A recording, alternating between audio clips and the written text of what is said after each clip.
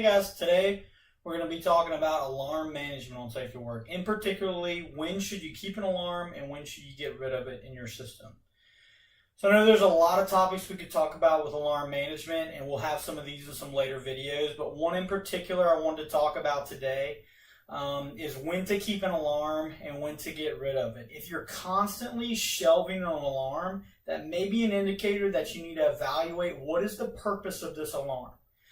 So let's remember from conversations we've had in the past in these episodes and from the blog article that we had with Dominic Dangerville from Maverick Technology, an alarm should have an operator response. Okay, so if you find yourself not having responses to a particular alarm, that alarm should not just be shelved, should not just be put at a low priority. It really should be removed. An alarm needs to have a safety function.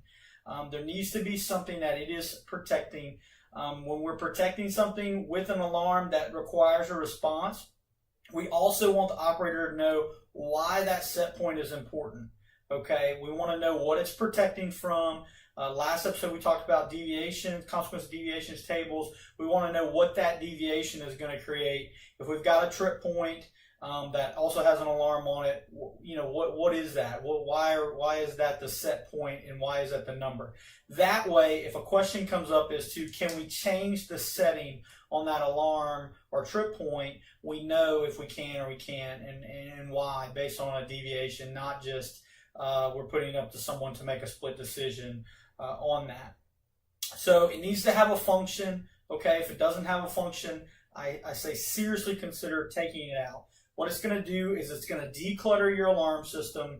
It's going to make it more efficient. It's going to streamline the process. If an alarm goes off, your operations staff, your engineering staff are going to know that you really have a problem, and it's not just those nuisance alarms that you deal with all the time.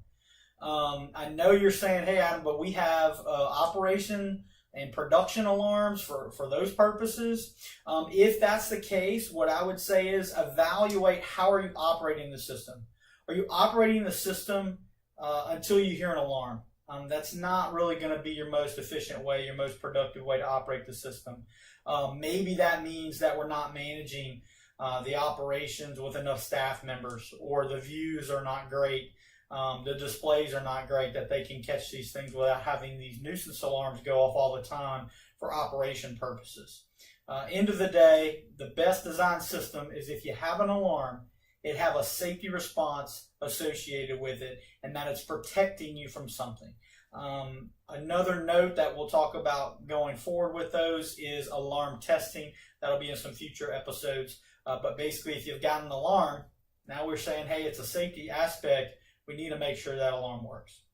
So if you like the content, subscribe to us on YouTube. Check us out at LinkedIn, Facebook, Instagram, or on our website.